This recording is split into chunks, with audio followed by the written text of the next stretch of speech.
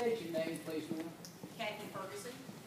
And Ms. Ferguson, how are you employed? I'm a special agent with the Tennessee Bureau of Investigation. How long have you been with the TBI? 6.5 years. And in law enforcement, what is your experience of? I worked with the Jackson Police Department for almost 10 years, so I have 16 years total experience in law enforcement. During your course of employment with the Tennessee Bureau of Investigation, have you become familiar with the case wherein Alexandria and Calabane are victims and Mary Mays and Teresa Mays have become suspects? Yes, I have. How did you become initially involved in that matter? I'm a case agent for the TBI on this matter. Initially, I became involved when Hardeman County Sheriff's Department Chief Deputy Billy Davis called and asked for the TBI's assistance in working this case. Do you remember about when that was? Yes, he called me on Monday, April 30th at about 7 a.m. And what was his request for assistance at that point? He informed me that the Durango that Joanne Bain was last seen and believed to be in had been found abandoned, and he asked for some help from the Bureau to come and assist in searching for Joanne Bain and her 3 missing children. Now, you mentioned Joanne Bain. Give us a little background on what had happened to lead you to be called in on this matter. Gary Bain, on Friday, April 27th, reported his wife, Joanne Bain, and their 3 children, Adrian, Alexandria, and Kylie, missing. That was on Friday. Our gold Durango was missing as well. No sight from them, no one had heard from them. So on Monday, when the Durango was recovered over near Whiteville here in Hardeman County, that's when Chief Davis called and asked for us to come and help.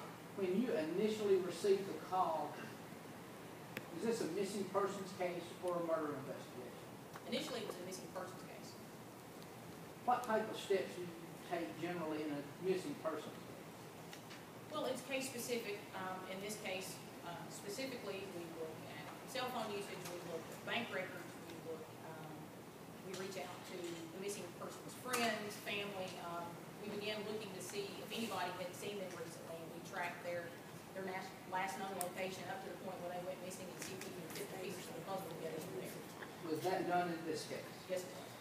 Did you find any information with family, friends, or cell phone records, bank records, that showed any activity by Joanne? No, sir. It's as if she fell off the face of the earth. What was the next break of sorts that you had in this case?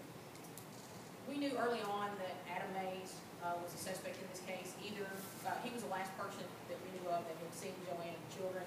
We knew that he was either had information about where they went or was involved somehow in their disappearance. Because we did not know at this point, the first day of the investigation, if Joanne and the children had left voluntarily or if there was foul play involved, we ran what I described as a parallel investigation. We were looking at both possibilities, that she had left voluntarily and something bad had happened. Had there been some talk that she had looked at going to Arizona? Yes, the family was planning to move to Arizona. And was that one of the things that you, as a TBI agent, looked at? Yes. We requested some assistance with the FBI because obviously Arizona is well outside my jurisdiction. And they contacted friends, and I think there were some relatives out in Arizona as well, just on the off chance that maybe Joanne and the kids were out there, but they weren't found in Arizona.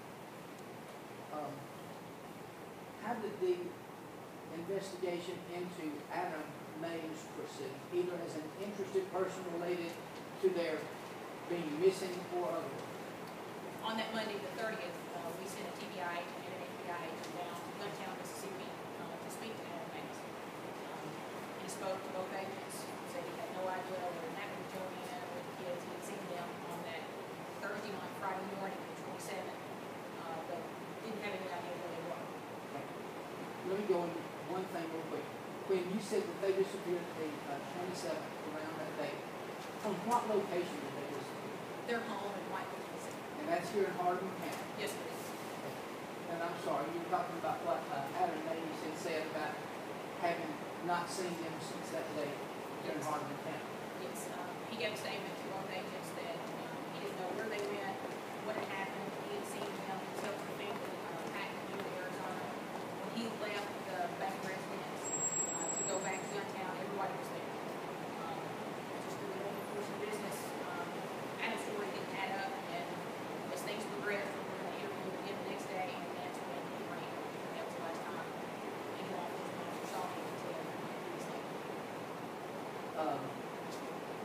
since Adam Mays, in all effects and purposes, went off the grid for a time, how did that affect your investigation? Well, it certainly focused our investigation.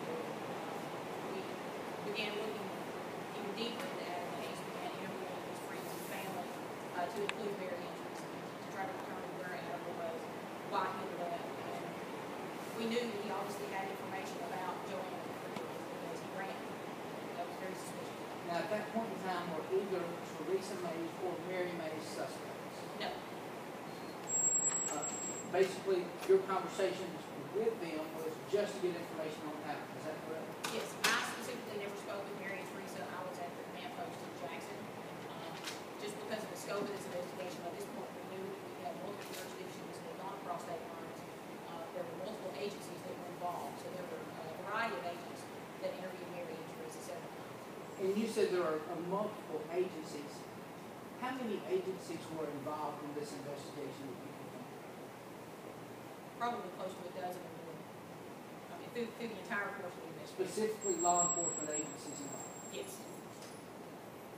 At the command post that was set up in Jackson, that was the Tennessee Bureau of Investigation and who else?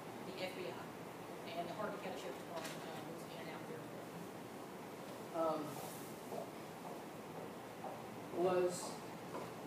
At what point did this turn into a murder kidnapping investigation? At some point during the many interviews with Teresa and Mary, both Teresa and Mary told the agents that they were aware that Adam had kidnapped the girls and had killed Joanne and Adrian and buried them in the backyard there in Guntown at the Mason's house. And was that verified through steps taken by the Tennessee Bureau of Investigation? Yes, the Tennessee Bureau of Investigation, the FBI, and Union County Sheriff's Department, which is where Guntown is, executed a search warrant at the Mays residence and recovered 2 bodies from the backyard buried just behind the house. And the medical examiner confirmed that those 2 bodies were Joanne Bain and her daughter Adrian.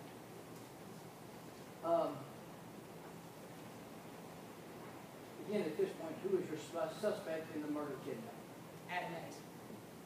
And was Adam Mays subsequently located? Yes. And upon his location, what events took place?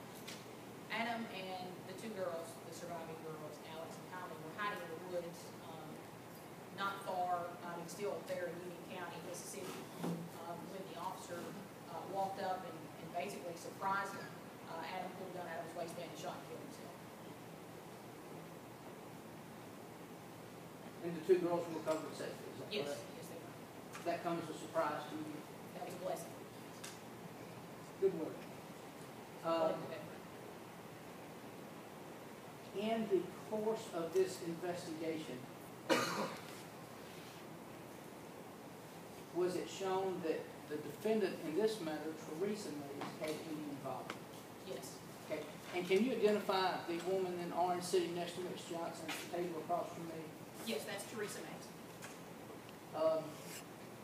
How was it determined that Ms. Mays had involvement in this matter? Ms. Mays gave statements incriminating herself in the case. And who was that statement given to, if you know? There were several statements given. She gave some to the FBI, and she also gave one specifically to the TBI, Special Agent Valerie Trail. I have nothing further from the witness this time, Judge. Ms. Johnson, you cross. Briefly, Your Honor.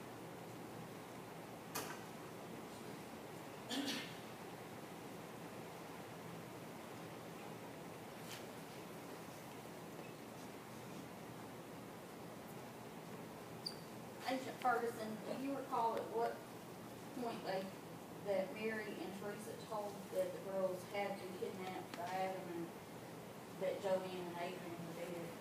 It was several days into the investigation, sometime around the 1st of May, maybe the 2nd, I don't recall the exact date. Was it after Adam Mays went missing? Yes.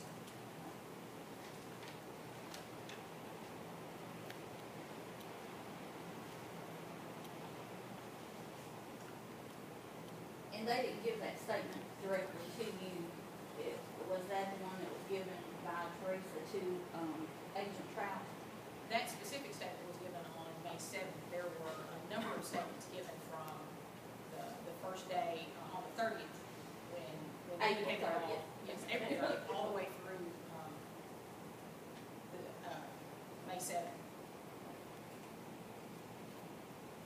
those were given to the FBI and the TBI.